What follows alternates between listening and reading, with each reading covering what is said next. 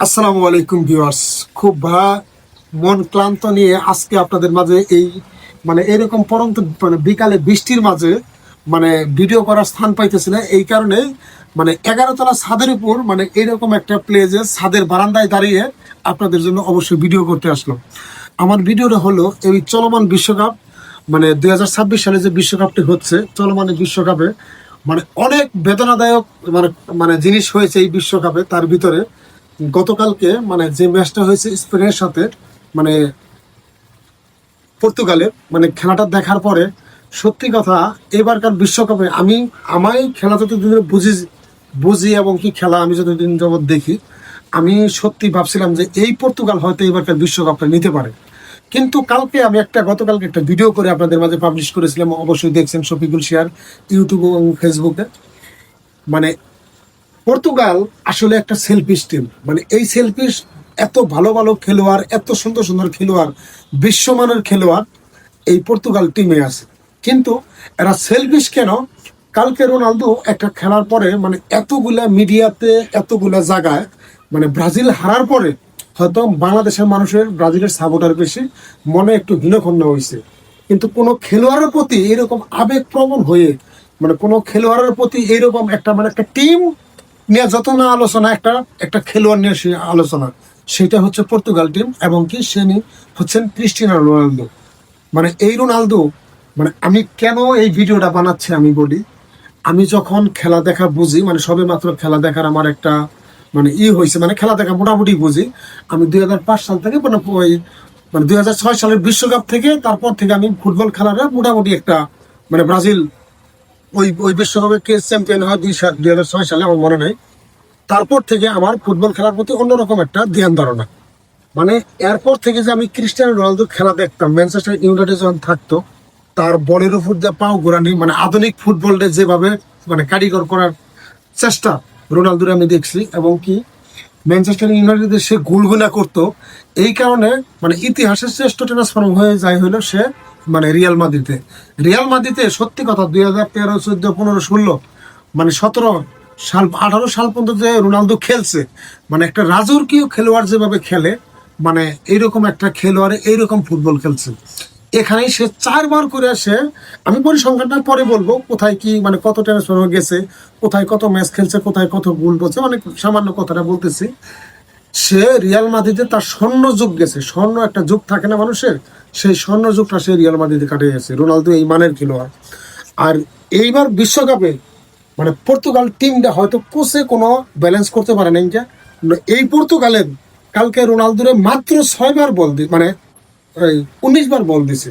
আপনি চিন্তা করতে পারছেন, একজন স্ট্রাইকার, বিশ্বমানের স্ট্রাইকার, যে বিশ্বমানের ফরওয়ার্ড, যে সামনে খেলে, তাকে যদি 19 বার বল দেওয়ানো হয়, ওরা কিন্তু বল পাসিং করছে, কিন্তু বলটা জায়গা মতো বলটা দেয় নাই। দুর্ভাগ্য হলো এটা আমি মনে করি রোনালদোর জন্য দুর্ভাগ্য। হয়তো তিনি আর ফুটবল খেলবেন না, জাতীয় দলে খেলবেন না, হয়তো ক্লাব লিগে আর কিছুদিন খেলতে পারে। তার বয়সটা প্রায় 41 ছুঁই।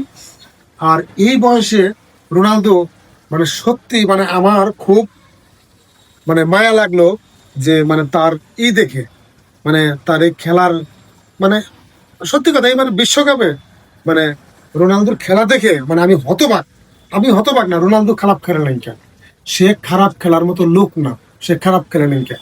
3টা গোল দিয়েছে কয়েকটা ম্যাচের মধ্যে, 3টা গোল দিয়েছেন এবং কি গোলগুলো ক্রিয়েট করছেন। আপনি বলই তো তার কাছে দেন নেই, সে কি বল নিয়ে যাবে? না, বল তাকে পাস দিতে হবে।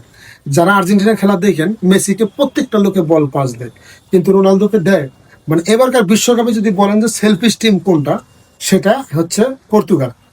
যাই হোক, আমার হয়তো বিশেষণ একটু ভুল হতে পারে, আমি পর্তুগালের আবেগপ্রবণ সাপোর্টার। কিন্তু হলো আপনার একটু চিন্তা করুন, আমি রোনালদোর একটু কেরিয়ারটা নিয়ে বলি, তার শুরু থেকে বলি। আমি একটু যদি আমাদের সাথে ধৈর্য সহকারে ভিডিওটা আপনি একটু দেখেন। 1900 মানে 1985 সালে 5 ফেব্রুয়ারি পর্তুগালের মাদেইরা দ্বীপে রোনালদো জন্মগ্রহণ করেন। অত্যন্ত দরিদ্র পরিবারে জন্মগ্রহণ করেন। 12 বছর বয়সে স্পোর্টিং সিপিতে ট্রায়ালে দিতে আসেন রোনালদো। 15 বছর বয়সে তার হার্টের সমস্যা, ট্যাকিকার্ডিয়া ধরা পড়ে। অক্টোবরের করতে হয়েছিল, কিন্তু অদম্য ইচ্ছা শক্তির জোরে তিনি আবারও মাঠে ফিরে আসেন। মানে তার ক্লাব ক্যারিয়ারের যে কত টাকায় কোথায় গেছে এবং কি মানে কোথায় কিভাবে মানে কত টাকায় সে বিক্রি হয়েছে, মানে ক্লাব ক্যারিয়ারের সংখ্যাটা বলি। সিভিং পুটি তার প্রথম যে মানে ক্লাব সেটা হলো পর্তুগালেই, মানে 2002 থেকে 2003 সাল পর্যন্ত একাডেমি থেকে মূল দলে প্রমোশন করেন। এবং কি ম্যানচেস্টার ইউনাইটেড 2003 থেকে 2009 সাল পর্যন্ত তিনি খেলেন, 12,24,000,000 তিনি আসেন। এবং কি তিনি মানে ম্যানচেস্টার ইউনাইটেডের আরেকটা ইতিহাস গড়েন, মানে 292 ম্যাচে 118 গোল করেন। আর রিয়াল মাদ্রিদের হয়ে মানে তার স্বর্ণযুগ যেখান থেকে শুরু হয় 2009 সালে তিনি যান, 2009 থেকে 2021 সাল পর্যন্ত মানে তিনি ম্যাচ খেলেন 134টি, মানে 438টি ম্যাচ খেলেন, গোল করেন 450টি রিয়াল মাদ্রিদে। মানে এটা 80 মিলিয়ন পাউন্ডে তিনি রিয়াল মাদ্রিদ যখন যোগ দেন, মানে ওই টাইমের ইতিহাস। আবার মানে রোনালদো যখন আবার ওই থেকে জুভেন্টাসে যোগ দেন, রিয়াল থেকে জুভেন্টাসে মানে ইটালির ক্লাবে যোগ দেন, তিনি তখন 100 মিলিয়ন ইউরোতে যোগ দেন।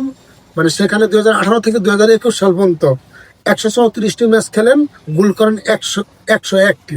সেখান থেকে আবারও সেই পুরান ক্লাবে তার গুরুর কাছে চলে আসেন, মানে 2021 সাল থেকে 22 সাল পর্যন্ত খেলেন, 54টি ম্যাচ খেলেন, গোল করেন 27টি ম্যানচেস্টার ইউনাইটেডে যখন আবার আসেন, মানে 12.85 মিলিয়ন ইউরোতে। আর আল নাসেরে আসেন, সেখানে অনেক, এটার আমার হিসাবটা খেয়াল নেই, আল নাসেরে 2023 সালে আসেন, বর্তমানে তিনি 100-এর উপরে গোল করেন।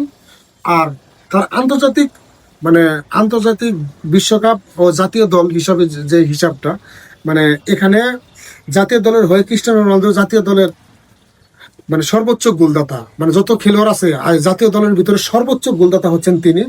জাতীয় দলের হয়ে অভিষেক হয় মানে 20 অক্টোবর 2003 সালে কাজাকিস্তানের বিরুদ্ধে। জাতীয় দলের হয়ে মোট গোল সংখ্যা হচ্ছে মানে 146টি। বর্তমান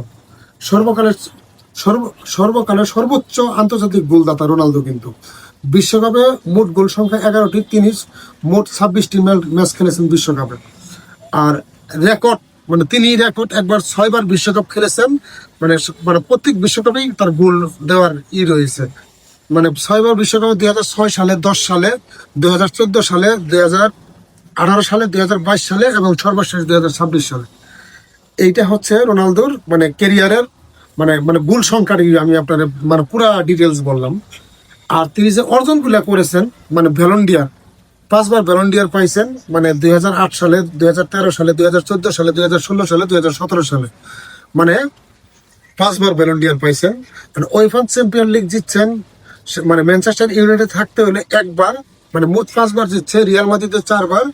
আর তার মানে ইউরো কাপ চ্যাম্পিয়ন, মানে পর্তুগালের হয়ে কোনো আন্তর্জাতিক ট্রফি, এটা হচ্ছে ইউরো কাপ, মানে 2016 সালে তিনি ট্রফি জিতেন।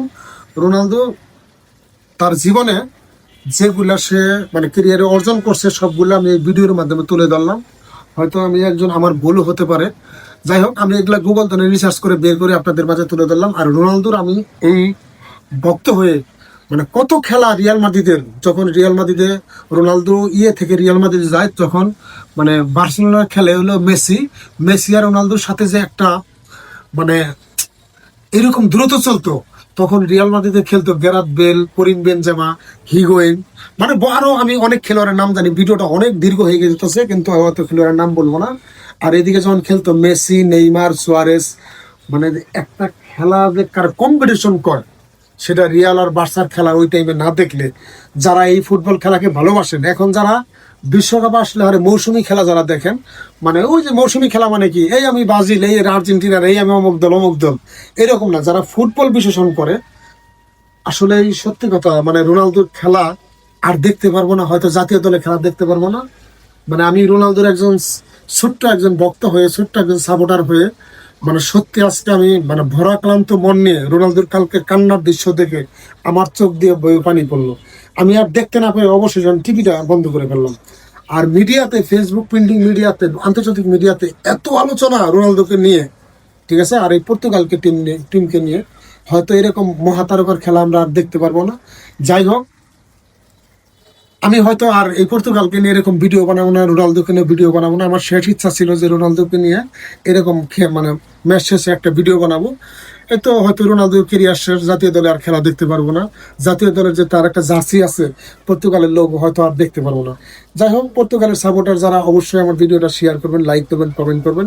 সবার সাপোর্ট ভালোবাসা নিয়ে আমার মূলত হচ্ছে blog video channel, YouTube channel Shafikul Shiar, মানে ফেসবুক পেজ এবং ইউটিউব চ্যানেল দুটি একই নামে।